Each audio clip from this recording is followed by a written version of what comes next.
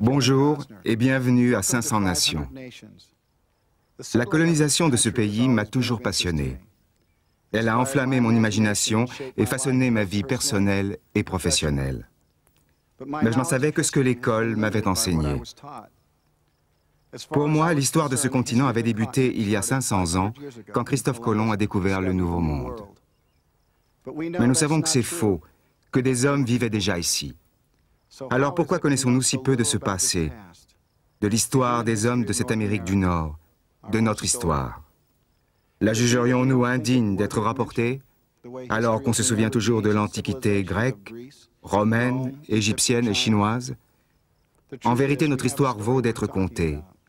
Elle mérite d'être célébrée. Bien avant l'arrivée des premiers Européens, quelques 500 nations peuplaient déjà l'Amérique du Nord. De la côte Est à la côte Ouest, et de l'Amérique centrale à l'Arctique. Des dizaines de millions d'hommes parlant plus de 300 langues. Beaucoup habitaient de superbes cités, parmi les plus grandes et les plus modernes du monde. 500 Nations se proposent de vous raconter ces anciennes civilisations, comment elles vivaient et comment beaucoup ont survécu. Nous avons sollicité l'aide de centaines d'Indiens du continent tout entier, et vous en rencontrerez beaucoup au cours de notre série. Pour faire revivre ce passé, nous avons recherché dans les archives les images les plus anciennes et les plus authentiques. Des ouvrages et des manuscrits rares nous ont permis de retrouver les paroles mêmes des acteurs et témoins de l'histoire. Nos équipes ont sillonné l'Amérique du Nord pour filmer les lieux mêmes où se sont écrits les grands moments de l'histoire des Indiens.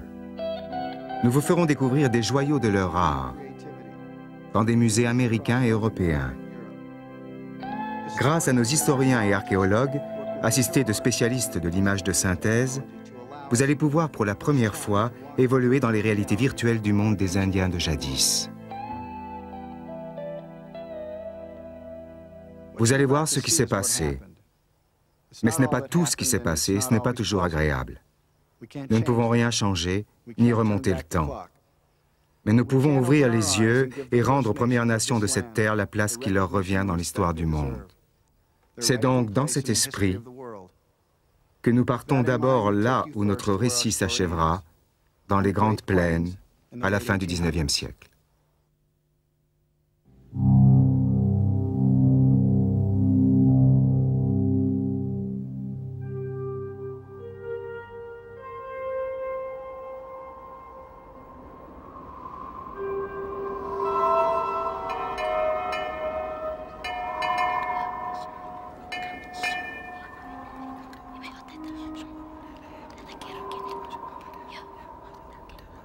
La rumeur s'empara de l'école. Les morts vont revenir. Les bisons vont revenir. Les Lakota vont retrouver leur mode de vie. Ce qui me plaisait surtout, c'était cette idée du retour des morts. Dire que j'allais revoir mes chères mères, grand-mères, frères et sœurs. Mais l'enfant que j'étais oublia bien vite. Jusqu'à cette nuit où, au dortoir, on m'a brutalement réveillé. « Lève-toi, habille-toi et descends sans faire de bruit. On s'en va. » m'a soufflé un garçon dans l'oreille. Et bientôt 50 d'entre nous, petits garçons de 8 à 10 ans, courions dans la nuit, par monts et par vaux. Je sais aujourd'hui qu'on a couru près de 50 kilomètres. Et là, à Porcupine Creek, des milliers de Lakota avaient établi leur camp.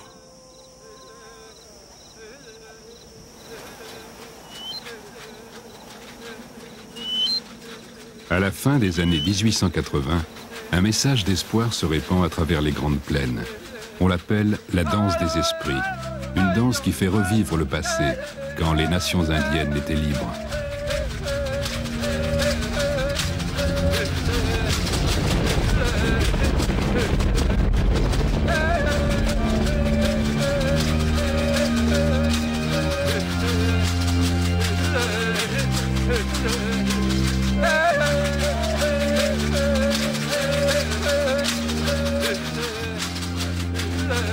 Ils dansaient sans relâche. Parfois épuisés, l'un d'eux s'écroulait inconscient et mourait sur place.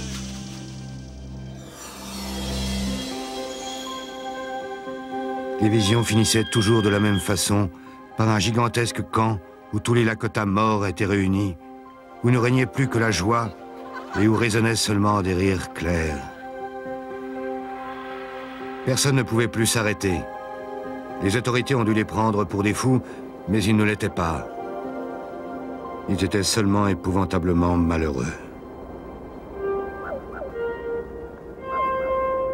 Chassées de leurs terres, les nations indiennes sont parquées dans des réserves arides. Et leur approvisionnement dépend désormais du bon vouloir d'agents fédéraux corrompus. La faim poussait les gens au désespoir. On se sentait bafoué dans notre malheur. Nous sentions les petits corps de nos enfants mourants trembler quand leur âme les quittait. Et ils n'étaient plus qu'un poids inerte dans nos bras. Red Cloud, Oglala. La danse des esprits ne fait de mal à personne. Mais à mesure qu'elle se répand, les colons blancs sont pris de panique et le gouvernement américain décide de l'interdire. Les Blancs ont eu peur et ont fait appel à l'armée. Nous avions supplié pour notre vie et les Blancs ont cru qu'on en avait après la leur.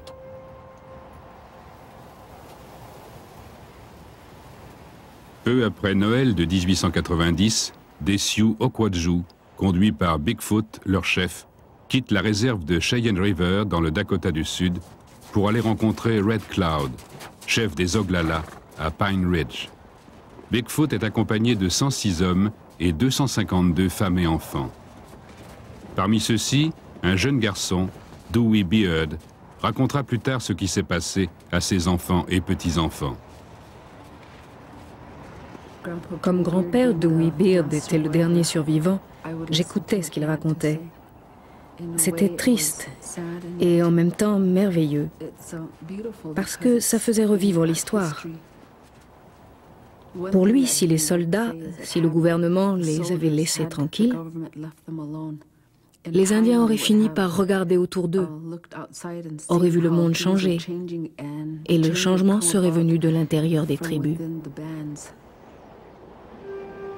Bigfoot et les siens sont interceptés par le 7e de cavalerie.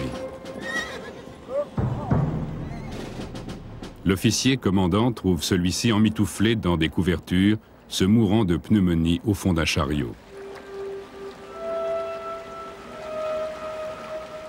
On lui ordonne de camper au bord de Wounded Knee Creek. Le matin, ces hommes seront désarmés puis escortés jusqu'à Pine Ridge. Bigfoot les assure de ses intentions pacifiques et établit son campement. C'était un homme pacifique. Il disait toujours « Pensez aux anciens, aux enfants et aux femmes, et ne déclenchez pas les hostilités. » Au matin, après une longue nuit sans sommeil, il se retrouve cerné par les soldats. Les témoins Oquadjou raconteront la suite. Bigfoot malade s'est avancé avec un drapeau de paix au bout d'un bâton. Dewey Beard. Alors que les soldats les mettent en joue, ils déposent toutes leurs armes au pied du drapeau blanc que Bigfoot a planté devant sa tente. Les soldats fouillent tentes et chariots à la recherche des armes, confisquant jusqu'au matériel de cuisine et de couture.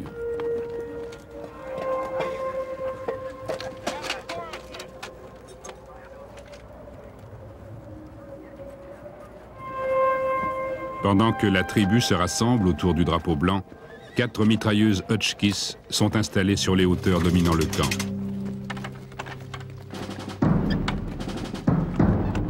J'ai remarqué qu'ils amenaient des canons et une grande quantité de munitions. Ils nous ont encerclés comme du bétail. Les soldats étaient agités et en me retournant, j'ai vu que les armes étaient en position de tir. Thomas Tibbles, un reporter blanc qui accompagne l'armée, a raconté la suite. Soudain, un coup de feu est parti des rangs de l'armée. Puis 3, 4, suivi immédiatement d'un feu de peloton. On n'entendit plus que le crépitement des armes, puis celui des Hotchkiss. Il Il y a eu un bruit terrible, et je suis restée un moment comme pétrifiée. Puis j'ai retrouvé mes esprits, et j'ai vu presque tous les miens à terre, baignant dans leur sang.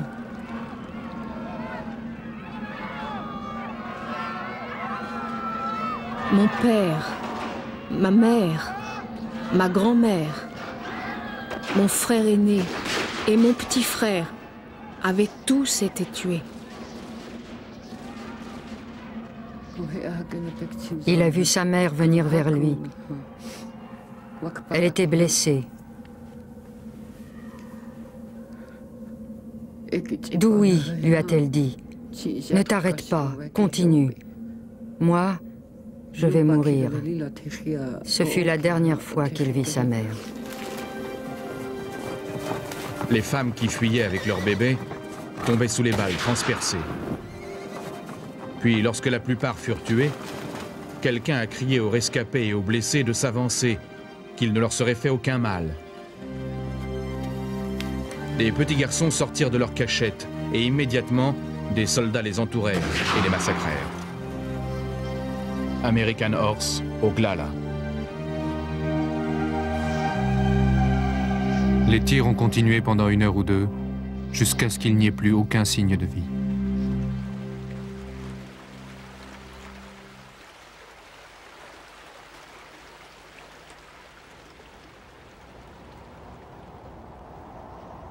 Avec le coucher du soleil, le froid devint intolérable.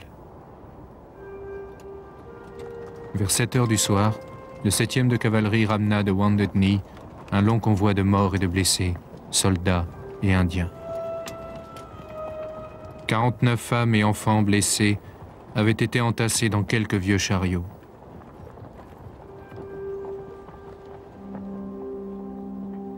Les femmes et les enfants blessés sont transportés dans l'église de la réserve, où ils gisent, muets, à même le sol, tandis que sur la chaire, une bannière de Noël annonce « Paix sur la terre aux hommes de bonne volonté ».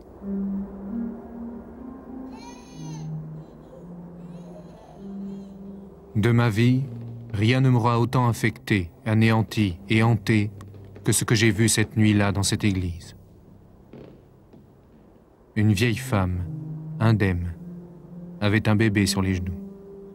Je lui ai tendu un gobelet d'eau et lui ai dit « Donnez-le au petit ». Elle l'a saisi avidement. Comme elle buvait, j'ai vu l'eau rejaillir sanguinolente par un trou dans son cou. Atterré, je suis allé chercher le chirurgien. Il est resté un moment près de la porte, à regarder ces femmes et ces enfants souffrants et agonisants. Leur silence total était oppressant. Et puis, à ma stupéfaction, j'ai vu ce chirurgien, dont je savais qu'il avait fait la guerre de sécession, devenir livide. Je n'avais jamais vu une telle boucherie de femmes et d'enfants, dit-il. C'est insupportable. Thomas Tibbles, reporter.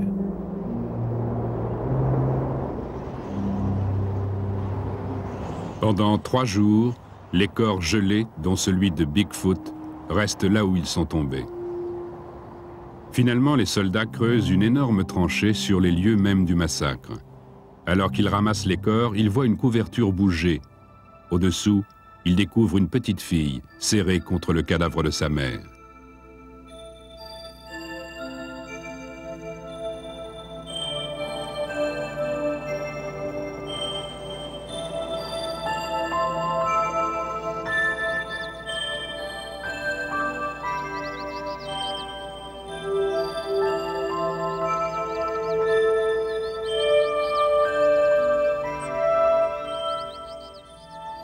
Dans l'histoire militaire officielle, Wounded Knee marque la dernière bataille des guerres indiennes. Pourtant, la lutte opiniâtre des Indiens pour leur survie, symbolisée par ce bébé s'accrochant à la vie 3 jours durant dans le froid, s'est poursuivie jusqu'à aujourd'hui. Nous allons donc maintenant revivre ensemble leur histoire, commencée il y a des milliers d'années. Et en premier lieu, nous allons découvrir 3 civilisations stupéfiantes. 3 civilisations qui ont prospéré bien avant l'arrivée des Européens. Les Anasazi, dans le sud-ouest, les Mound Builders du Mississippi et les grands bâtisseurs de pyramides, les Mayas. Un voyage qui va même nous emmener encore plus loin, jusqu'à la création, telle que la voit le peuple indien.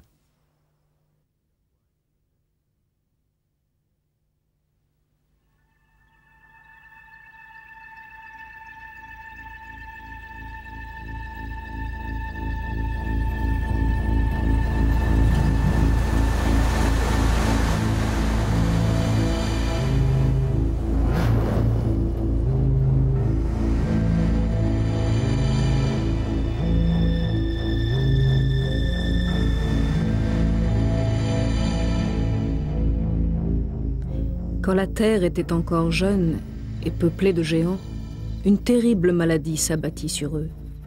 Tous moururent, sauf un jeune garçon. Un jour qu'il jouait, un serpent le mordit. L'enfant pleura et pleura. Son sang se répandit et il finit par mourir. De ses larmes naquirent nos lacs. De son sang naquit l'argile rouge. De son corps, nos montagnes. Et c'est ainsi que la terre est née. Taos Pueblo. Il était agréable ce monde qui venait de naître. Tout le long de notre grand-mère la terre s'étendait son manteau vert. Et les senteurs qui s'en échappaient flattaient l'odorat. Winnebago. Dieu a créé le pays indien, et c'est alors que cette rivière s'est mise à couler. Puis Dieu a mis des poissons dans la rivière et des daims dans les montagnes. Ensuite, il a donné vie aux Indiens, et on s'est mis à marcher. Et dès qu'on a vu le gibier et le poisson, on a su qu'ils nous étaient destinés. À force et mon sang me viennent des poissons, des racines, des baies et du gibier. Ce n'est pas moi qui suis venu ici. C'est le Créateur qui m'a mis ici. Minainik Yakima. Selon l'Ancien Testament, Adam et Ève furent chassés du jardin de la création et plongés dans un monde cruel.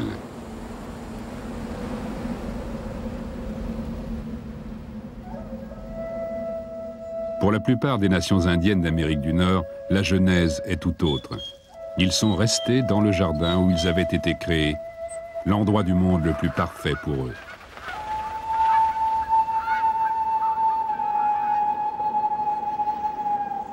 Le pays des Crows est un bon pays.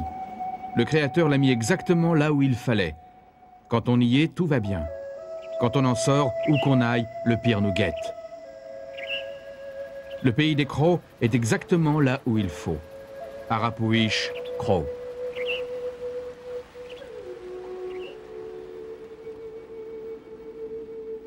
Et il y a une chanson en tout. Medex, Timshian.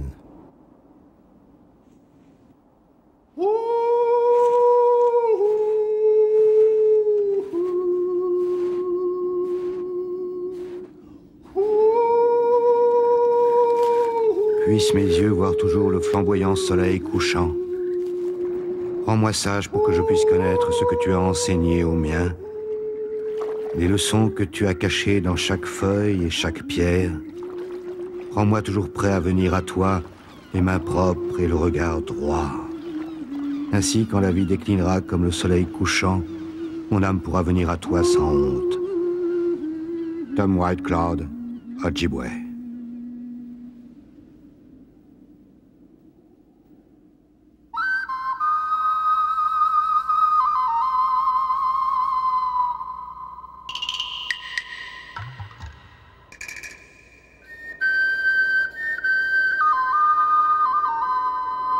Pour un étranger, le désert du sud-ouest, brûlé par le soleil, est une terre dure et impitoyable, hostile à toute forme de vie.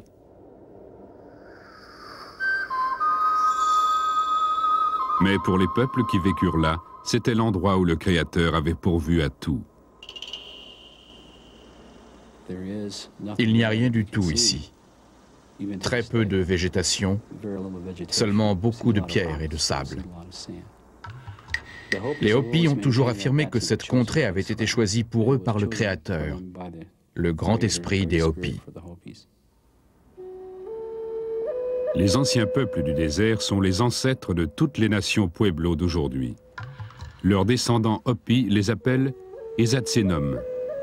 Mais le monde entier les connaît sous leur nom navajo, les Anasazi. Vers l'an 900, ils peuplaient une zone correspondant à peu près à l'Utah, au Colorado, à l'Arizona et au Nouveau-Mexique.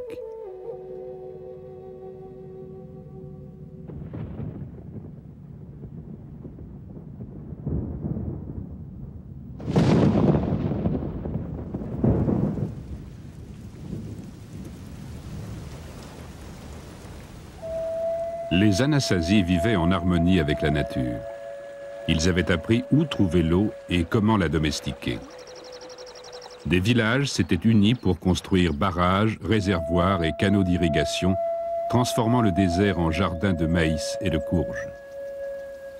C'était un peuple intimement lié à sa terre, littéralement né de celle-ci.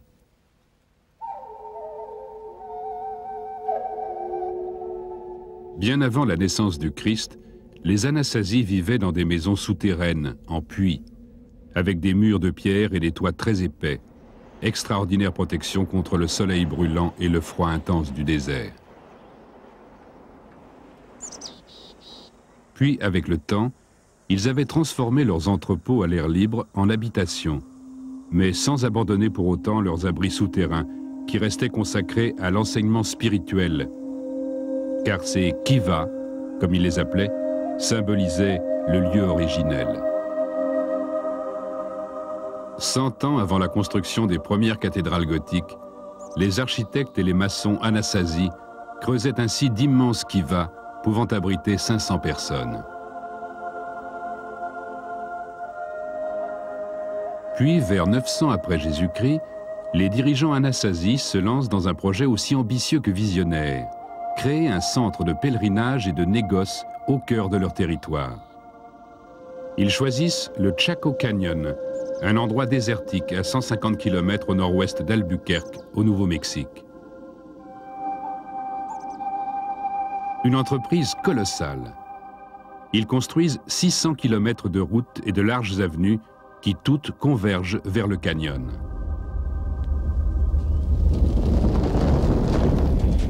Ils mettent aussi en place un système de balisage, avec des feux pour communiquer par-delà l'immense désert et guider les voyageurs la nuit.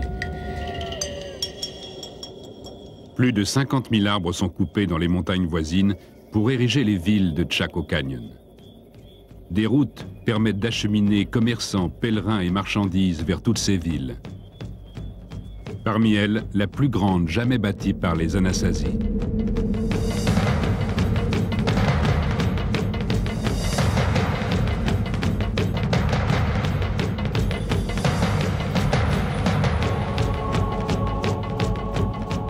Pueblo Bonito, la merveille du canyon.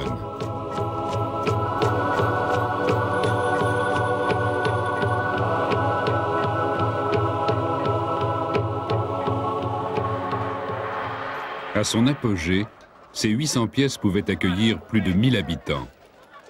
Certaines parties, surplombant la place centrale, atteignaient jusqu'à 5 étages. Cette place grouillait de vie. Les femmes rassemblaient le maïs blanchissant sur les toits et s'agenouillaient en rang pour le moudre. Les enfants jouaient.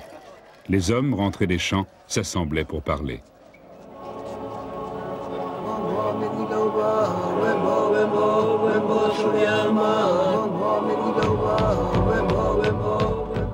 Les 37 kivas sacrés de Pueblo Bonito témoignent de la richesse de sa vie spirituelle.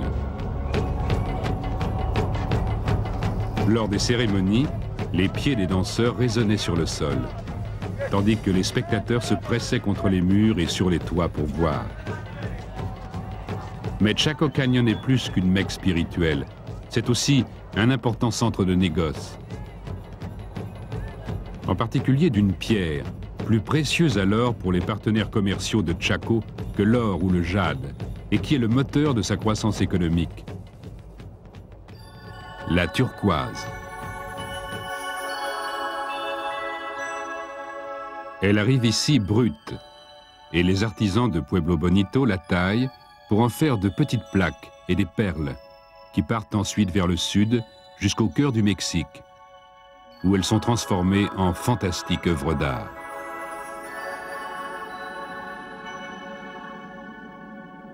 Pendant 150 ans, le canyon va ainsi vivre essentiellement du négoce, puis sa richesse et sa puissance pâlissent. Son principal acheteur de turquoise, Tolan, est ravagé par la guerre civile. Un déclin accentué encore par la sécheresse et la guerre.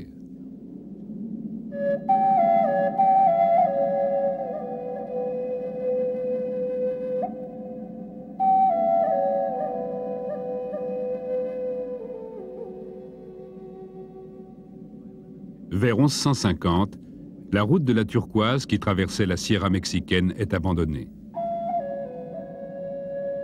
Mais la culture anasazi continue de prospérer. Les habitants de Chaco Canyon partent simplement vivre ailleurs. Beaucoup vont au nord, à Mesa Verde, dont c'est alors l'apogée culturelle et architecturale.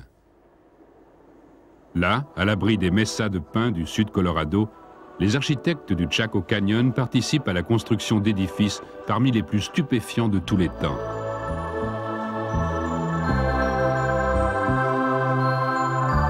Le plus vaste d'entre eux est le Cliff Palace, qui n'a de palace que le nom, car ces belles maisons de pierre hébergent des familles ordinaires.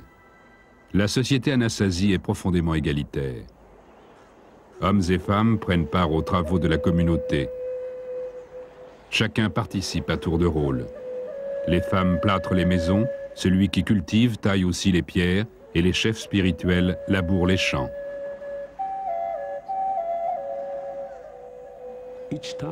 Chaque fois que je visite ces maisons d'autrefois, je me sens chez moi. Elles sont mes ancêtres depuis des siècles. Là-bas, je médite en contemplant leur demeure, et pendant quelques minutes, je revis.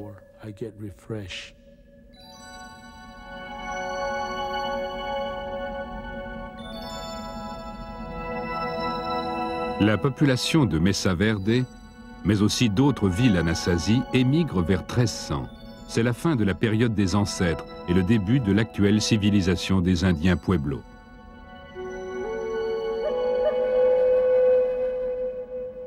Les traditions qui se perpétuent aujourd'hui dans le sud-ouest américain, les coutumes, l'architecture, la religion, sont le produit d'un héritage millénaire.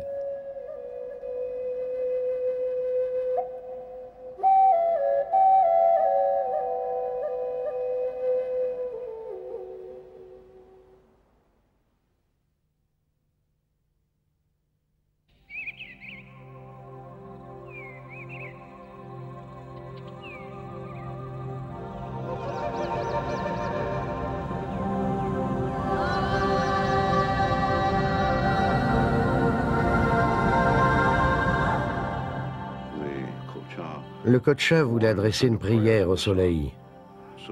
Il fit appel à son ami l'ours qui lui dit « Ta requête m'honore, mais je ne peux atteindre que le faîte de l'arbre le plus haut.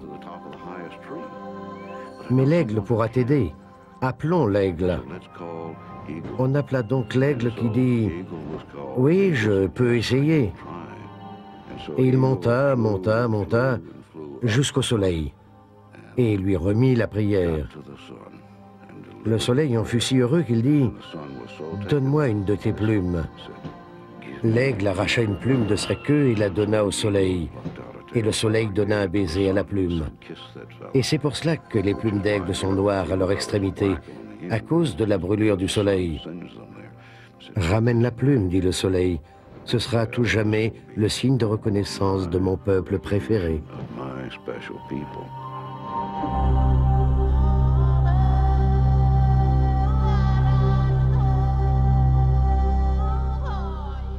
Au bord du Mississippi, à 9 km de l'actuel Saint-Louis du Missouri, il y eut jadis une cité qui domina le cœur du continent, avec à sa tête un chef puissant. Il y a très longtemps, arriva parmi nous un homme qui venait du soleil. il nous dit qu'il avait vu de là-haut que nous ne savions pas nous gouverner, que nous n'avions pas de maître, que chacun de nous avait l'arrogance de se croire capable de gouverner les autres,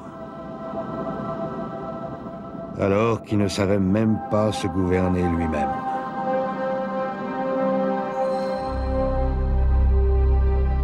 Il y a 1000 ans, le grand soleil, à la fois roi et pape, vivait au sommet d'une montagne de 10 étages, bâtie par l'homme et dont la base de 64 000 mètres carrés dépassait celle de toutes les pyramides d'Égypte. Il nous dit que pour vivre en paix entre nous, nous devions respecter les règles suivantes. Nous ne devrons jamais tuer si ce n'est pour défendre notre vie. Nous ne devrons jamais connaître une autre femme que la nôtre. Nous ne devrons jamais prendre quelque chose qui appartienne à un autre. Nous ne devons jamais ni mentir, ni nous enivrer. Nous ne serons pas avares. Nous donnerons généreusement et avec joie et partagerons notre subsistance avec ceux qui en ont besoin.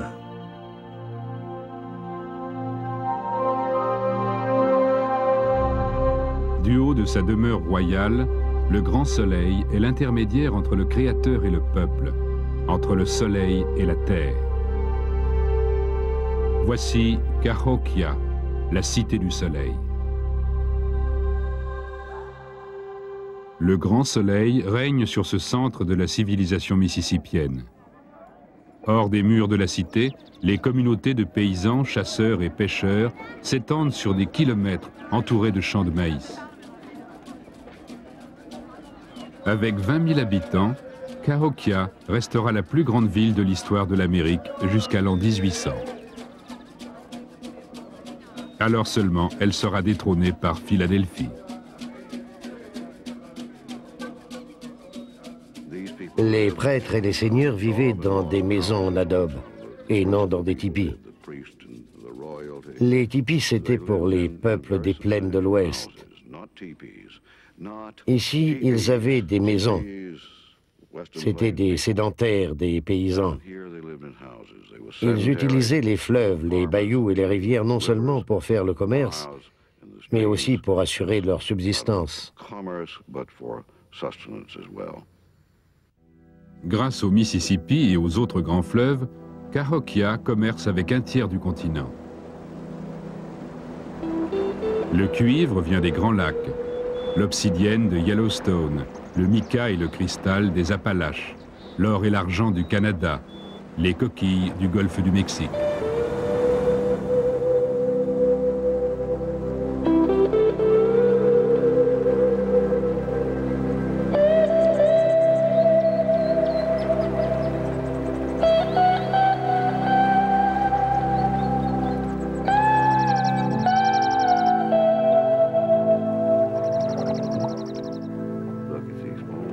Regardez ces vieux chênes, témoins de tant de scènes. Des Indiens superbement vêtus descendaient le bayou en canoë et saluaient les gens qui se tenaient ici même et s'amusaient. Oui, ils s'amusaient. Les Indiens ont toujours su profiter de la vie. On préparait un festin, les femmes s'occupaient du maïs et faisaient rôtir un daim. Les gens apportaient des cadeaux. On ne vient jamais dans une maison indienne les mains vides. C'est une coutume aussi vieille que le soleil.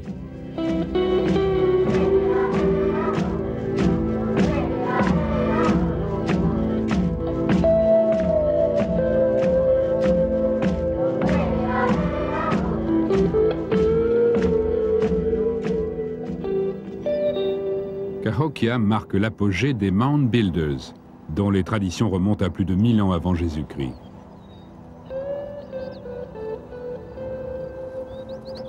Il y a des milliers de tumulus des Grands Lacs au golfe du Mexique.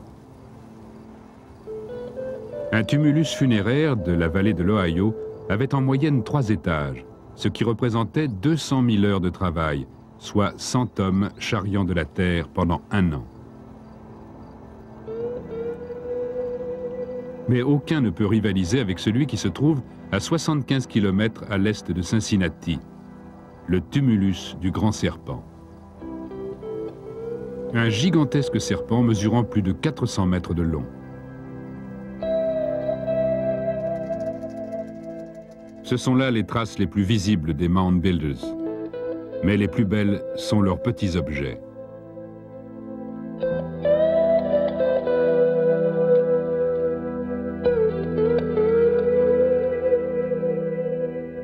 Bien peu de choses nous restent de ce peuple qui changea le cours des événements en Amérique du Nord.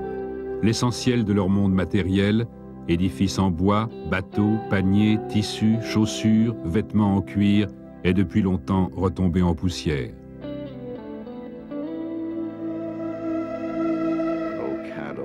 Un de mes vieux parents raconte que j'allais dehors et que je levais les mains pour la bénédiction du soleil. Maintenant, je ne le fais plus, car il nous traite d'adorateurs du soleil. Ce n'est pas le soleil que nous adorions, c'est la force au-delà, le pouvoir qui est derrière.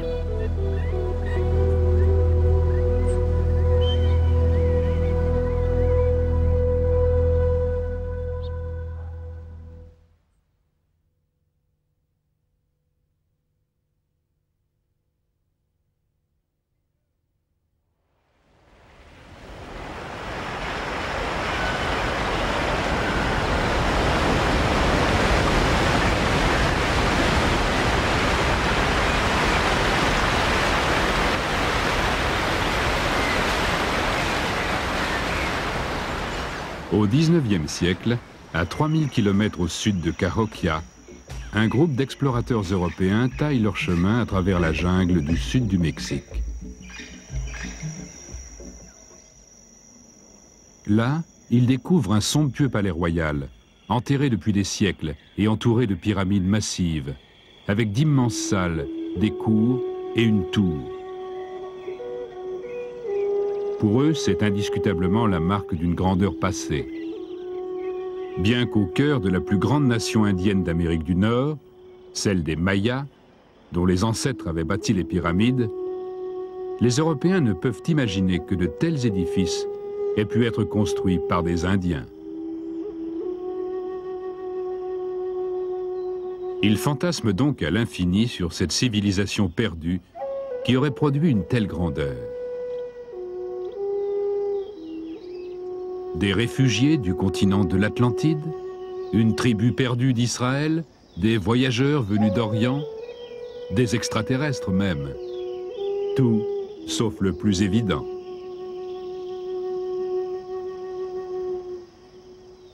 En 1949, un archéologue mexicain arrive à son tour sur ce site extraordinaire, connu aujourd'hui sous le nom de Palenque.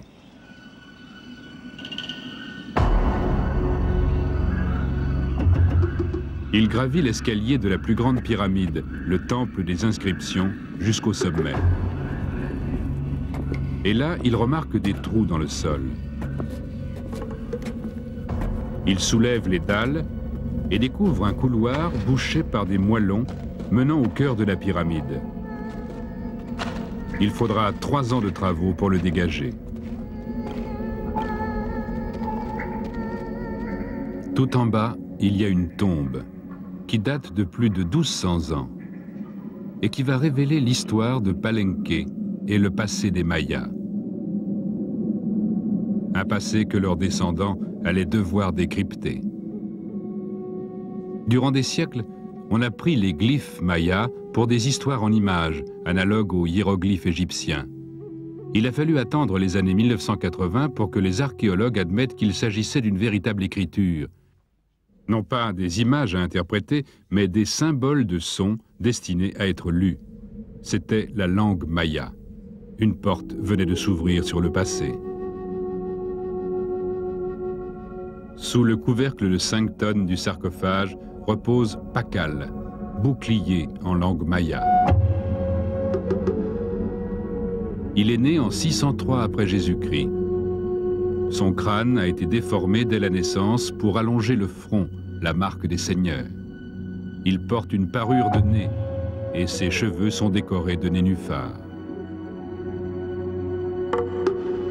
Pacal accède au pouvoir à l'âge de 12 ans. Et il va bâtir une ville sainte et régner pendant presque 70 ans sur Palenque, à une époque où le monde maya est en plein essor.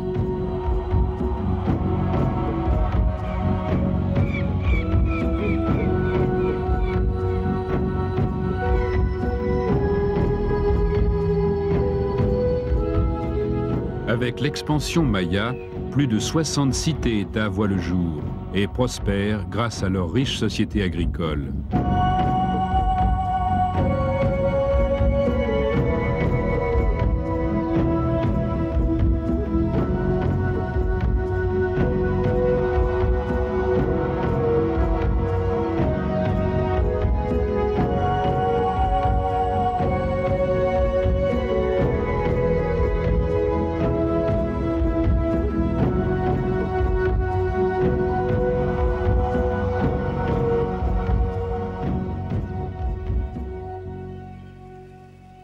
Les origines de l'agriculture maya remontent à des milliers d'années et s'éparpillent à travers tout le Mexique jusqu'en Amérique centrale.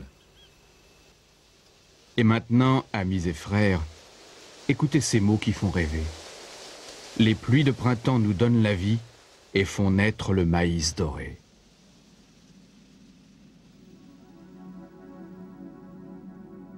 À l'époque du Christ, la région compte des millions d'habitants et l'agriculture permet aux populations de se sédentariser et de croître.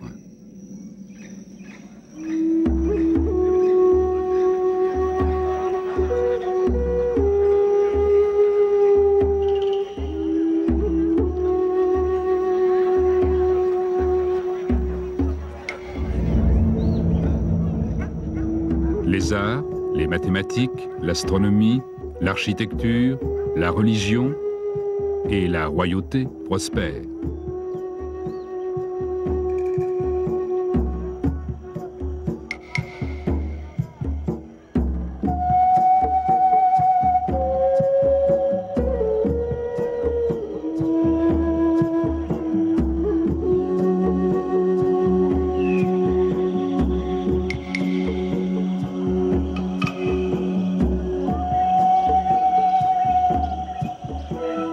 Au milieu du 8e siècle, rien qu'à Palenque, les fils de Pacal règnent sur plus de 200 000 Mayas qui vivent dans des communautés de paysans, tisserands, tailleurs de pierre et plumassiers.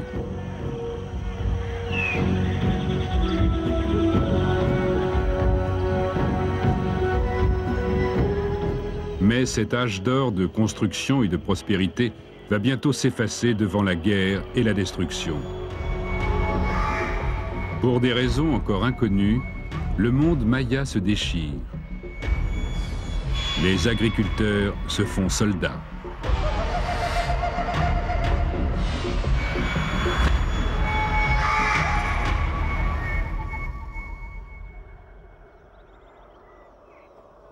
Dès l'an 880 après Jésus-Christ, une page a été tournée.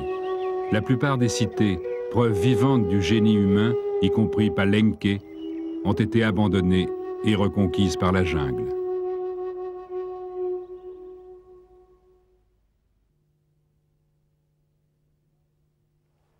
Le prochain épisode de 500 Nations vous réamènera au Mexique, où vous revivrez la montée du plus puissant empire militaire de l'histoire de l'Amérique du Nord, celui des Aztèques.